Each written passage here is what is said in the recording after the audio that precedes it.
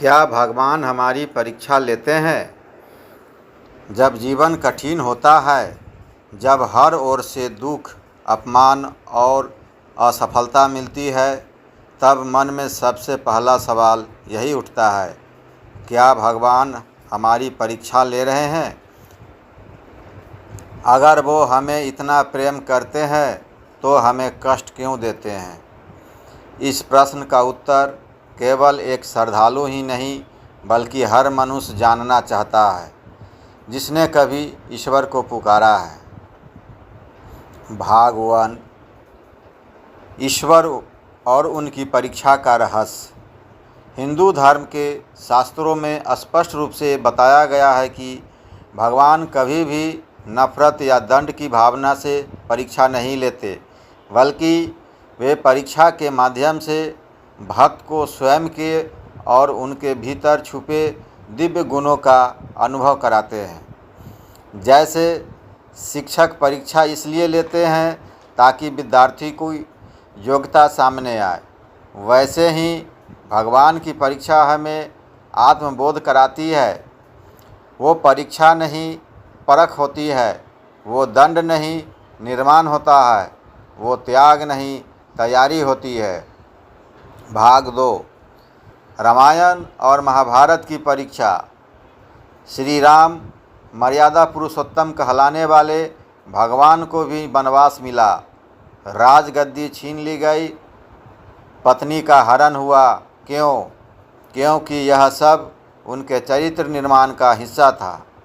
भगवान भी अपने जीवन से हमें सिखाते हैं कि धर्म पर चलना सरल नहीं लेकिन श्रेष्ठ है। महाभारत में पांडवों को तिनके तिनके का मोहताज बना दिया गया। कुरुक्षेत्र का युद्ध मात्र सत्ता की नहीं बल्कि अधर्म और धर्म की परीक्षा थी। भगवान श्री कृष्ण स्वयं अर्जुन के सारथी बने। उन्होंने यह दिखाया कि जब मनुष्य धर्म के मार्ग पर चलता है तो भगवान खुद उसके रथ के पहिए पकड़ लेते हैं। नंबर 3, भक्तों की कठिन परीक्षा।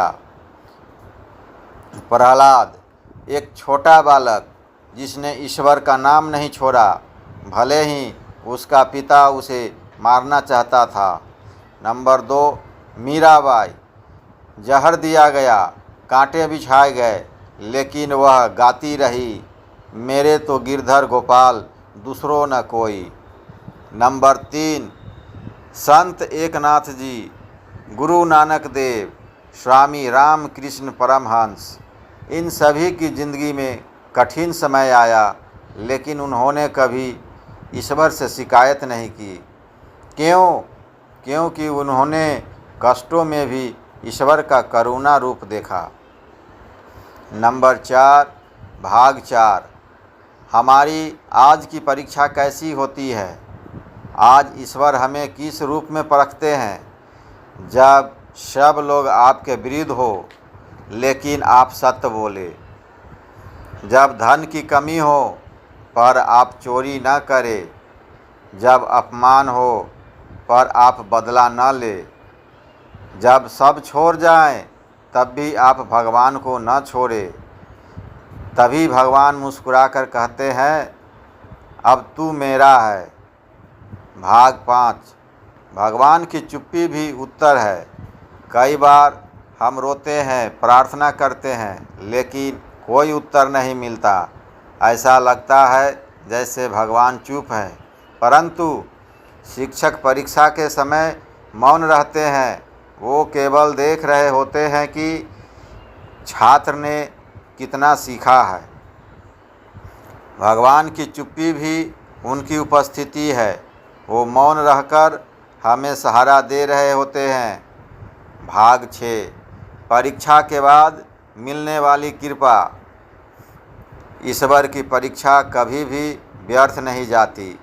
श्री राम को वनवास के बाद अयोध्या मिला, पांडवों को राज मिल गया, मीरा आज भी भजन बन गई है।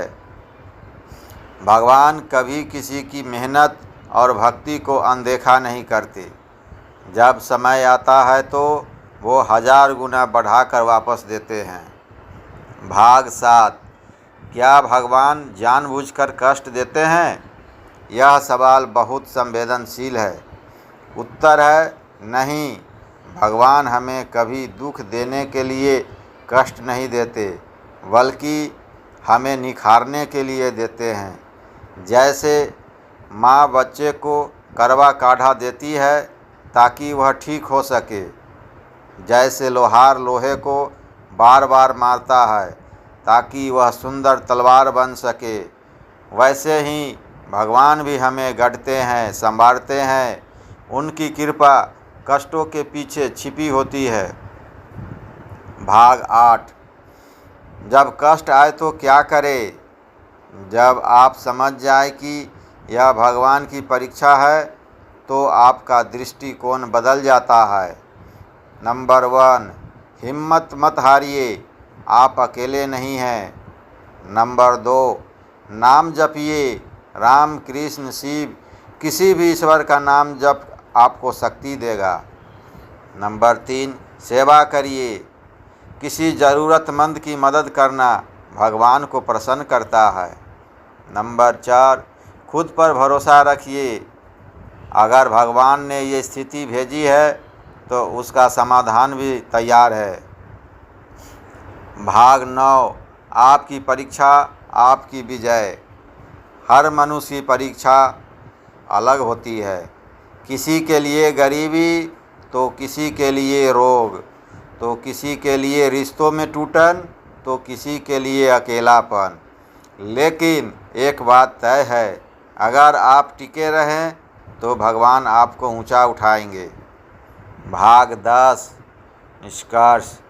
क्या भगवान हमारी परीक्षा लेते हैं? हाँ, भगवान हमारी परीक्षा लेते हैं, लेकिन उनका उद्देश्य हमें गिराना नहीं, उठाना होता है। उनका मार्ग कठिन हो सकता है, लेकिन मंजिल दिव्य होती है।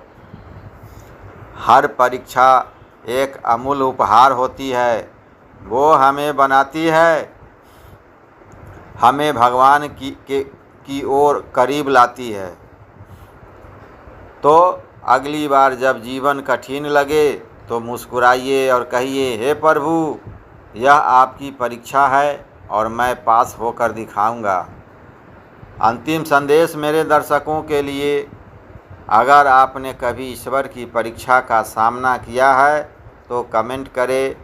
मुझे अपने प्रभु पर पूरा विश्वास है। इस दिव्य संदेश को अपने मित्रों और परिवार के साथ ज़रूर शेयर करें, ताकि वो भी अपने जीवन की कठिनाइयों को एक नए दृष्टिकोण से देख सके। भक्ति सागर त्रिदेव चैनल को सब्सक्राइब करें और जुड़े ऐसे ही अद्भुत भक्ति विषयों से। हर हर महादेव। जय श्री राम, जय श्री कृष्ण।